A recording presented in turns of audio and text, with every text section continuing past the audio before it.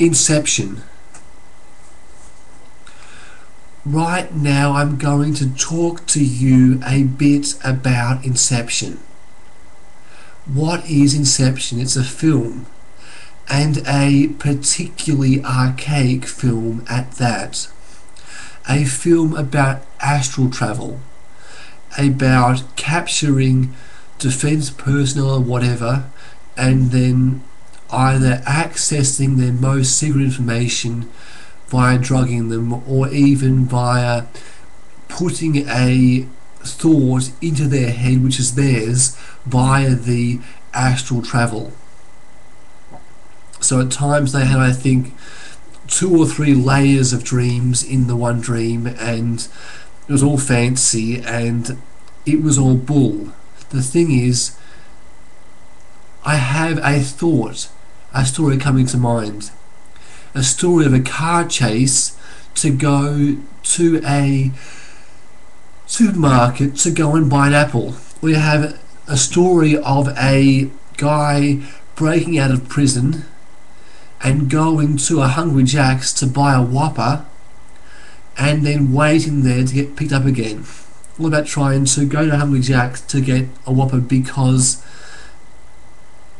the thing is, the fundamental premise behind Inception is bull, because if you capture a defense personnel member, you're probably going to want to either interrogate them with torture or interrogate them under hypnosis. And usually under hypnosis, especially if they're given a huge dose of truth to them too, they're going to tell you absolutely everything. So there is no need for all this bull about having to do the inception or do the astral travel, because they will tell you everything under hypnosis. I mean, people can still act on other people's defense information via their dreams when they're in their bed at home. So I'm talking way too fucking fast. I'll say it again. I'm saying at night in bed, defense personnel may have weird dreams about their work because their dreams are being accessed. But the idea about drugging someone when they're awake for actual travel is bull, because it doesn't appear to be practical. I feel like that in the future there will be lots of wars fought to do with those who have special abilities. So have people who engage in using their psychic abilities, telepathy, outcome influencing, changing objects, teleportation, a whole range of things, even time travel, a whole range of things, via special abilities. So accessing the past, changing the past, you name it. So I'm saying there are also very, very strict rules imposed by the spiritual board of supreme beings to prevent this from happening. And we also have a thing called quantum noise, which I suppose is imposed by them to prevent people from traveling through time, because with quantum noise, sure, they may change and prevent one thing, but oftentimes the board wants to stuff them for it. So I suppose other things which can be worse for them do occur because they have interfered with the past. I mean, possibly changing the past in the future can also occur too, and I suppose there may not be quantum noise, but there will, I suppose, be other consequences, I suppose, for changing things which have happened which should not be changed.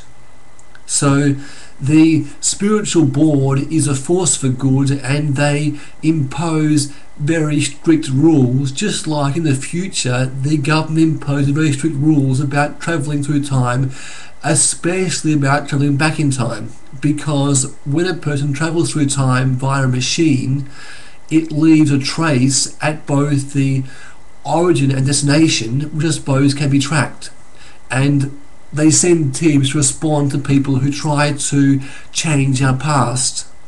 It's very important and very necessary, I suppose, because we can't have people fucking things up or having their own agenda and changing things, I suppose, which were set in place because they were meant to be. Anyway, so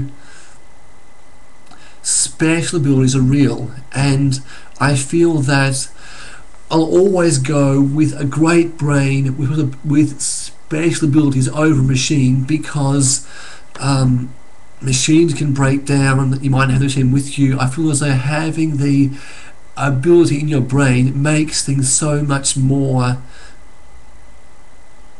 capable of dealing with unprepared contingencies which occur either by the board or whoever. I suppose if you do engage in very cutting edge stuff, which I suppose does involve maybe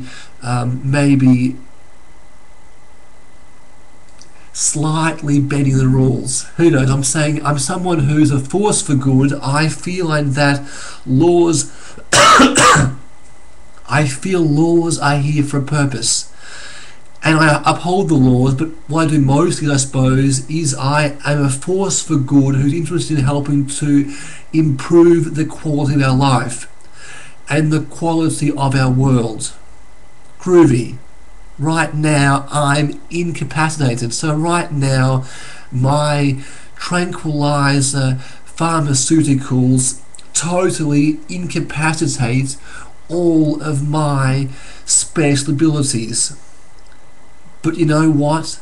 I'm hoping to get them back, and get them back soon, so I can be a force for good who works with the government to make things better.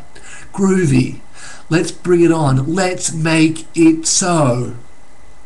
So, in our world there is much good to be done, and with the right teams being put in place, they can substantially improve the quality of our world and the lives of citizens within our global village. I feel that creativity and imagination are very, very important parts of decision making. They, I suppose, of creating answers to solve problems. And I feel like that without the creativity in our brains, we are totally naive and incapable of arriving at answers which I suppose those who have more creativity and imagination are able to arrive at. So hypnosis can be used to upgrade one's cognitive capacity, can be used to upgrade their information processing capacity, can be used to upgrade their memory, their judgment, intuition, their ability to solve complex problems. I feel as though also their imagination and their creativity, so all these things are important for developing the right answers, the best answers we can. So I feel as though we use the skills we have, and with better brains, via hypnotic upgrades, we can do better work, much better work, fucking shitloads of better work. Excuse the expletive. My message, I suppose, right now, humans do massively underachieve because our brains aren't wired right. I'm not interested in using hypnosis to create a new species, but more creating a better human, a better bee. I feel as though our 400 years ago, Galileo was prosecuted for saying the Earth was round when the theory then said it was flat. 100 years ago, the level of knowledge in our society was crap. It was very, very archaic. Right now it's still archaic. 100 years in the future it will be more advanced. 1,000 years in the future even more advanced. 3,000, 5,000, 10,000, even 100,000 years in the future, I suppose things will be much, much, much more advanced. I'm more interested, I suppose, in bringing the technology and way of thinking from the future to now so that we can be more effective. And the best way is investing in our brains, because machines can always break down, but if we nourish ourselves, our mind, the machinery of our mind will always be there for us to help us get the answers we need to overcome the obstacles which face us in our world. It's all about being practical, realistic. I love the idea of practical idealism, about making things right via having the brain power there to make it happen. Let's make it happen, let's make it so, let's do it. Groovy. Let's make it so, let's do it. Groovy.